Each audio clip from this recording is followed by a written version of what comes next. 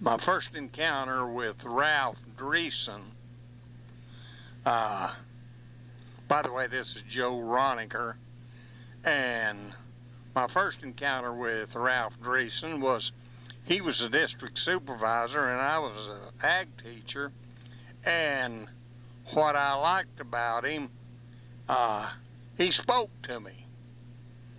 Just, how you doing?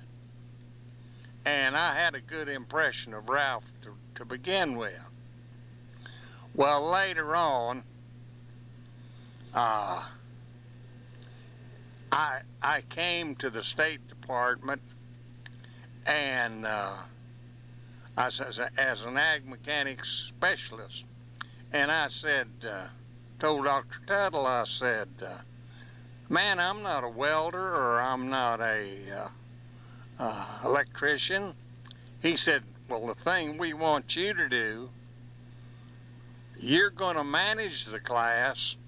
You're not going to be the teacher. I said, well, I think I can handle that. And then 2 years of that, and something that I had dreamed or thought, man, I would like to do that. And that was I started traveling with Ralph Dreessen because he had at that time the Northeast District. And he said, Joe, you just come with me and you'll meet all the teachers and all this kind of thing. And the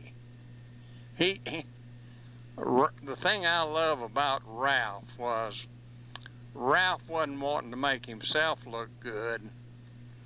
He wanted the department to look good. And what I appreciate about him most was the manner in which he went about it.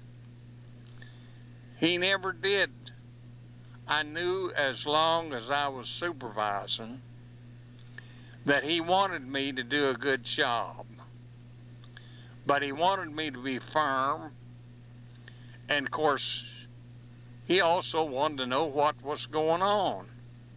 And I absolutely wanted him to know what was going on. Ralph Dreessen, as far as I'm concerned, there's no other guy, you can't name me one, in Oklahoma or anywhere else, that he actually laid the track so that we in the train could ride on a solid track. He went ahead. And it wasn't to make Ralph look good, it was to make our organization good.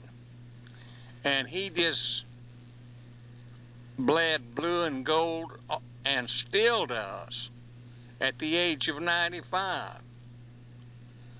He has been a lifelong friend, and he's done more for me and my family, and also his wife Ruby, that I can never repay him for everything that he's done for me. You cannot name me one man who's done more for the FFA. A lot of kids who are in FFA today will probably never know what the driving force was. And the thing about it is, it's like another guy told me, he said, Ralph set the standard and we followed.